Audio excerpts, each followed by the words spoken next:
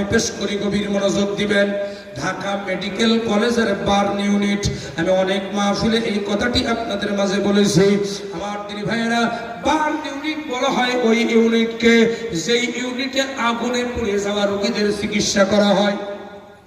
আগুনে পুড়ে যাওয়া রোগীদের চিকিৎসা করা হয়, ওই ইউনিটকে বলা হয় বার্ন ইউনিট। আমার দিনী ভাইয়েরা, ঢাকা মেডিকেল কলেজের বার্ন ইউনিট, আমার মামাতো ভাই কারেন্ট শর্ট করে অসুস্থ হয়ে সেখানে ভর্তি ছিলেন। আমি তার দেখার সুবাদে আজ থেকে কয়েক বছর আগে আমি গিয়েছিলাম ঢাকা মেডিকেল কলেজের বার্ন ইউনিটে। আমার দিনী ভাইরা, আমার বাবাজিরা, ওই মেডিকেল কলেজের বার্ন ইউনিটে একটা আশ্চর্যজনক ঘটনা সেদিন দেখেছিলাম। আমি সেটা আপনাদের মাঝে একটু শেয়ার করতে চাই, গভীর মনোযোগ দিয়ে দেন।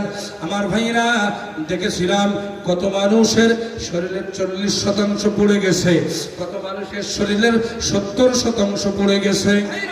বলতেছিলাম ওই মেডিকেল কলেজের বার্ন ইউনিটে মানুষ কত অসহায় হয়ে পড়ে আছে সেদিন দেখেছিলাম। কেউ আইসিইউতে ভর্তি, কেউ সিসিইউতে ভর্তি, আবার কেউ 100 শরীরের সব শতাংশ পড়ে গিয়ে আল্লাহর ডাকে সাড়া দিয়ে কবর জগতের মেহমান হয়ে দুনিয়ার সফর শেষ করেছে। ওই দিন চিন্তা করেছিলাম, আল্লাহ, যদি দুনিয়ার আগুন এই হয়, না জানি তোমার জাহান্নামের আগুন কত ভয়ানক। আল্লাহু আকবার বলেন। ওই জাহান্নামের আগুন থেকে আল্লাহর কাছে পানাহ চাইবেন, পড়বেন আল্লাহুম্মা, পড়েন আল্লাহুম্মা আজিরনা মিনান নার, বলেন আল্লাহুম্মা আজিরনা মিনান নার, আল্লাহুম্মা আজিরনা মিনান নার।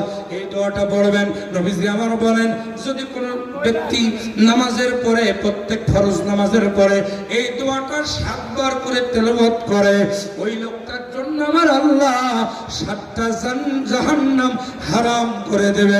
জোরে কোন সুবহানাল্লাহ। এই দোয়াটা পড়া যাবে না? জোরে কোন যাবে না?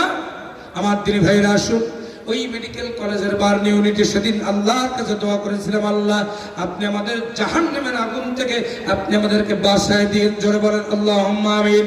আমার দিনী ভাইরা, আমি ওই হসপিটালের বিভিন্ন বেডের পাশ দিয়ে যেতেছিলাম। আমার দিনী ভাইরা, আমার বাবাজিরা, একটা বেডের পাশ দিয়ে যখন গেলাম, দুর্গন্ধে আমরা ওই বেডের পাশ দিয়ে যেতে পারি না।